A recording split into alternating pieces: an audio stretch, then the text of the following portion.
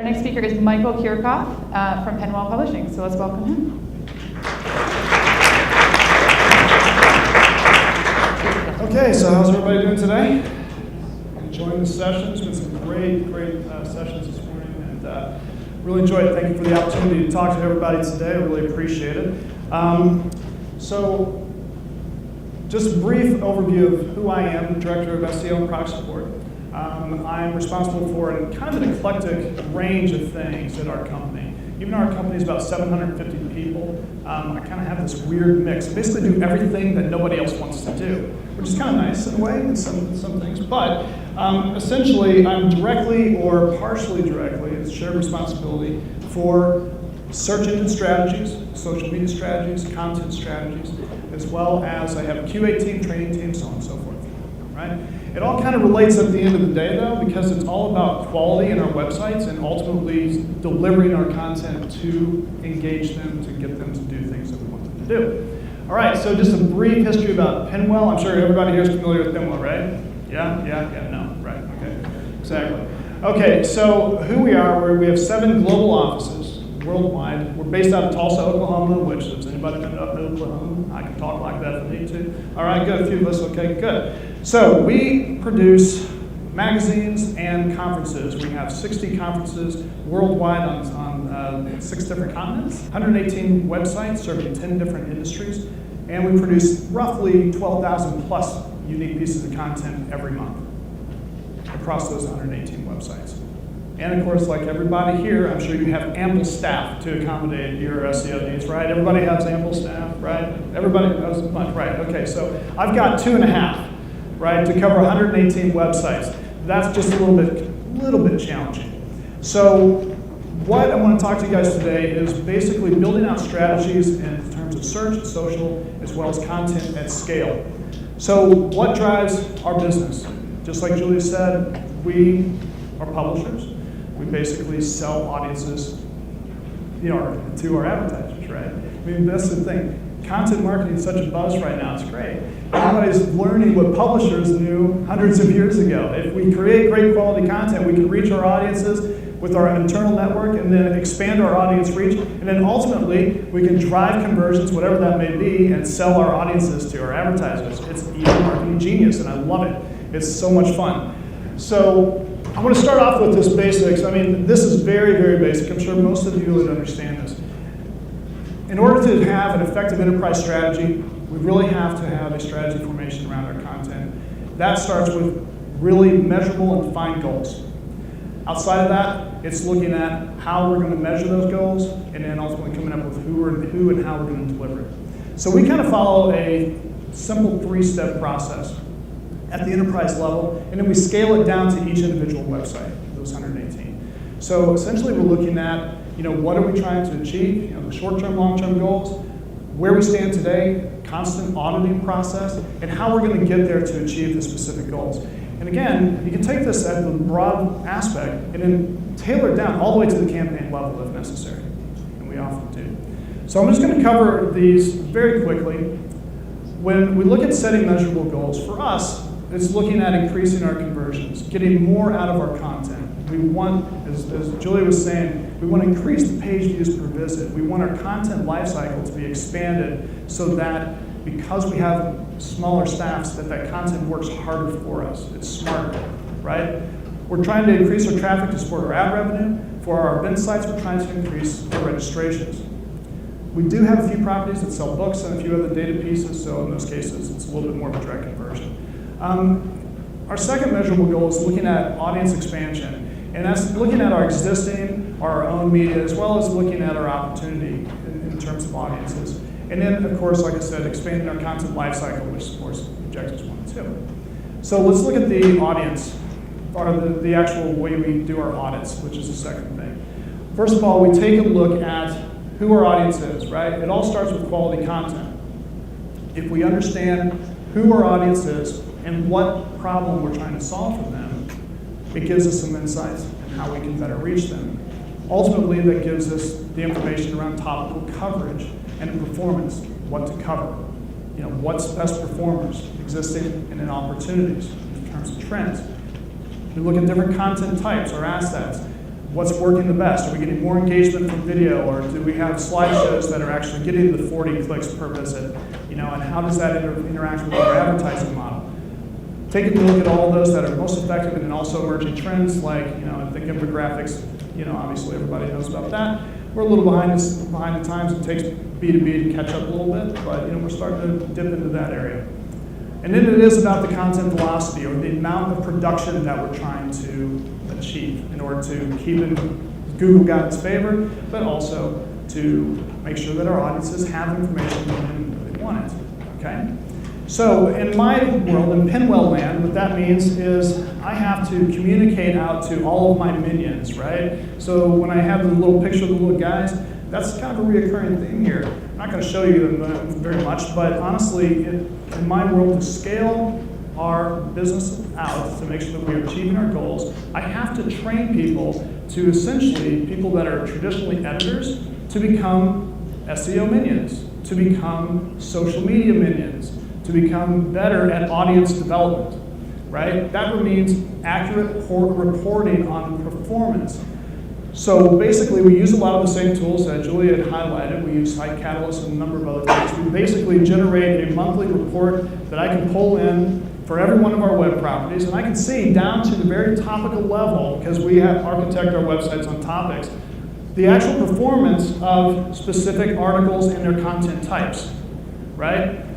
That then can be communicated in this constant churn of training and education to our teams about how well they're performing, as well as the emerging trends where they need to make improvements, okay? Search is obviously, and social is obviously an enabler of that. It gives us key insights into the trends and helps us to course correct where necessary. Integration is another key factor, and we're going to talk a little bit more about that in a few minutes. So this is a very simple diagram of content marketing plan, right? I know that you guys would be creating something that is a lot more detailed than something like this. But again, think about this at an enterprise level. It all starts with content, quality content. I mean, Google has been beating us up about this for a long time, right? And it used to be, has anybody ever taken advantage of the fact that they had crappy content and got traffic? No one's going to raise their hand on that, right? Well, I used to, it was great. Long time ago. It was awesome, right? I mean, we had wire news content. It was generating a buttload of traffic. You know what, for nothing, because I have a small editorial staff that was pulling in stuff. But guess what? That's not sustainable. It's a flash pan type of approach to gaining audience. The key is to have quality, unique content and have a good voice, be subject matter experts on what you're covering, right? So it all starts there. The next part is content organization. And this is something that I'm going to walk you guys through and how we actually organize our content to make it perform for us the way that we need to get the most value out of it. The other part of it is personalization and data intelligence. And this is kind of a reciprocating area between your content. I mean, if you're smart, and everybody talks about big data, right? But if you're smart, you're looking at your analytics and you're using that today. It doesn't have to be this big, monstrous thing of big data, right? You know, it doesn't have to be all that. I mean, sure, you want to get to that point where you have intelligence and analysis that is dynamically able to serve content, to serve to the audiences to get the most performance. That's kind of our goal. But let's face it, you can start with keyword behavior, you can start with your own analytics and get insights into your content performance now. And then that generates more content creation, which becomes more information about how your users engage. Okay? That does also tie in with your taxonomy and structure. How many of you have a taxonomy for your websites? Anyone? All right. Big pain in the butt to put together. I'm not lying. I mean, we started this project in 2006, roughly into 2005. We've just got it perfected over the last 2 or 3 years. You know, it is a big pain in the butt, but it's so well worth it. It can also mean structure in terms of microformatting, authorship, everything else. Really important stuff. Structure and format, give Google the signals they're asking for. It's still a dumb robot. As smart as it is, it's still dumb. Give them the information. Make it simple. The last part of this is reaching and engaging your audiences, which we all know. Looking at the platforms and content channels and understanding where they are. Okay? So let's walk through a few of these really quickly. And I'm sharing with you Penwell Land's view. So take it or leave it. This is how we've done it. It's been pretty successful, I think, you'll find. So in our case, it all starts with the topics, the orientation, the coverage. Now, a lot of our publications are well over 100 years. We actually have 3 publications that are over 100 years old. They have their own processes in place. They know the topics that they're covering.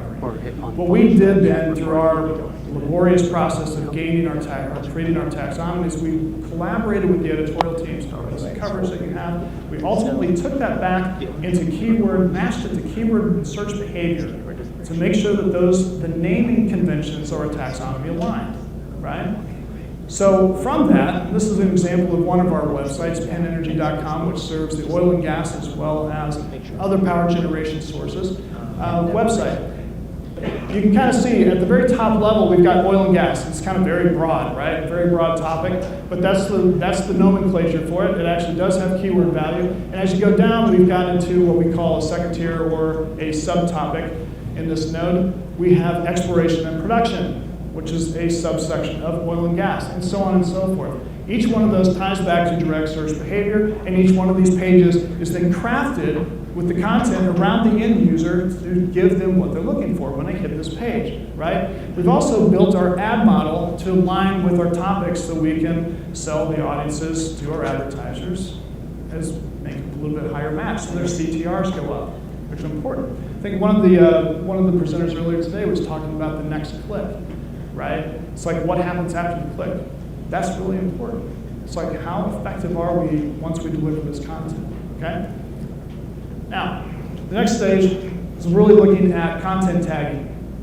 And essentially what we've done is each of our taxonomy has an individual setup of about 50 to 100 unique keywords per node, or subtopic, topic, however you want to say it, right? That then is reinforced in training for our editorial teams. We use CQ5. Anybody on CQ? Adobe CQ? Okay, it's not a bad platform. It's pretty good actually. But what we've done is we've integrated a tagging mechanism into our CMS that allows the editorial teams to tag to get the content to display on that website where they want it to be. It's dynamic. So from a training standpoint, I can walk into our editorial teams and say, look, you know what, the more often you're using these keywords, your dynamic tagging functionality is going to recognize that. It's less work for you, and it does display on 100 different pages on our site without you having to go through the process of manually placing it up, and that helps us with our crawlability, freshness issue, everything else. Consequently, what's great is if they are doing what we ask them to do from a training standpoint, not only does it show up on their website, but guess what? It starts to rank better to get more earned media. Evil, love it. All right? So, keywords and headlines, and we're always stressing, make sure you put your keywords in your headlines and make sure you're reaching your audience. It's got to be descriptive, but actionable, engaging, blah, blah, blah. At the end of the day, this ties back to our topic center ranking, right? Essentially, the more of those words are used, make sure I don't fall off the podium, in this area here, the more those headlines have those keywords, the more the synopsis have those keywords in there, the higher this page can rank itself. And I'm trying to make this specific page rank outside of the content. I'm looking at it as its own content piece. So this is where I use BrightEdge actually as one of our ways to trend how well and how effective these topic pages are doing. You know, and you can see from this graph, there's some pretty significant dips. That usually happens when people aren't using keywords and headlines or in their synopsis, right? So we get this dip. That means my next meeting with these people, I'm going back to them and saying, hey, guess what? We need to see a little bit more use of this. And by the way, I failed to mention, on that report that I generate monthly, that report is actually, we have a grading system on it. So we grade each of the brands. It makes me a really popular guy with our editorial teams.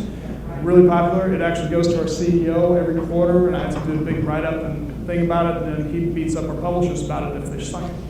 So it's kind of nice in a way, but it doesn't make it too popular. But it's a good way to keep people engaged with the specific actions they need to do to help contribute to an enterprise-based scale. Because let's face it, 118 websites, I can't hire even 60 SEOs to produce that work. It's not scalable. It's too expensive. So the next thing I want to talk about is on the website itself. We've got the taxonomy, we've got this content showing up. The next piece is semantic display. Everybody's familiar with semantics. It's kind of old hat, I assume. Yeah, no? Hands? Semantics? Your big shout out. We love semantics. Okay, so what we've done is we've leveraged our CQ development as well as our tagging engine to semantically display related content types or assets so that the user, wherever they happen to hit, if it's a topic center or if it's a piece of content, we can serve them relevant content to get them to click into the next thing. So for example, and this is something we've been working on for a while. I don't know if you guys can see this, but this little button down here, it's got a thumbnail image. This is related to articles. This is fresh content that's related to the primary tags of this specific article. So if this article, which happens to be about spectroscopy, I know everybody knows about spectroscopy, but this happens to be the next related article to that is fresh, right? The idea is that the people that are coming into our content are hitting our archives for the most part, are hitting archives content that's over 30 days. I want to engage them. Those people, they tend to click on about 1.1 page views per visit, right? If I can get that page view per visit from our archives somewhere closer to 2 or 3 page views per visit, I've just made a lot more money for our company. Big raise for me. Woohoo! So that's great. The other thing that we're doing is we're taking other assets, like buyer's guides, we have buyer's guides and product guides, basically pulling the company information and products into our section so that we can help promote that. That actually becomes a sales tool. From a training standpoint, sales have a story that they can tell now. They can walk into their customers and say, look, if you purchase this, your content, your logo is going to display on all these different properties across these different areas. Sell is a lot easier than I'm a popular guy with those people. The really important thing to think about is, in our world at least, we have multiple responsibilities for content creation. So if you have other groups that are creating content, like in this case I'm showing you a white paper, I believe. In this case, we have a production team that basically supports that creation. We actually supply these teams with keywords, just like we do to the editorial teams. Except we kind of hone that down, make it a little bit more refined, striking distance keywords that are specifically related to that content type. And then ultimately, we do display it on a website semantically based off of the relationships at the top. Okay, so moving right along. Personalization and data intelligence. I'm only going to highlight this for 1 minute. Big data, obviously, it's such an overused word right now. It basically means look and use your analytics. Learn from what your audience behavior is.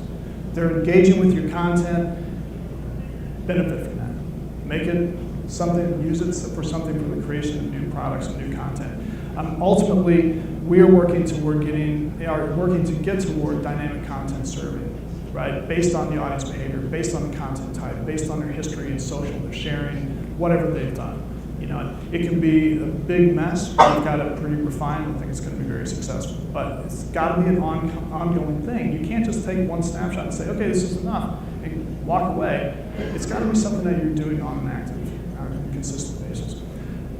So next, let's talk about reach into platforms. For me, I'm lucky in one sense. I've got a lot of properties that I can leverage. And to give you an example, we may have a publication website that has a very established circulation base, a very established user base of people that are coming into the site every month. But they may have 3 or 4 events that are put on worldwide. Each one of those events is going to have its own website. It's going to have its own social platforms that are specifically tailored around those brands. In some cases, those brands for the events are much stronger than they are for our actual publications. One such example is our Fire Engineering magazine. Publication's been in existence for 110 years plus. They have a show called FDIC, which is the Fire Department Instruction Conference, which sounds like it's really small, but it's around 38 to 40,000 people that take over Indianapolis every year. So it's kind of cool. The point is, if those two audiences, they have overlap, they may not know about your content as well as you think they do.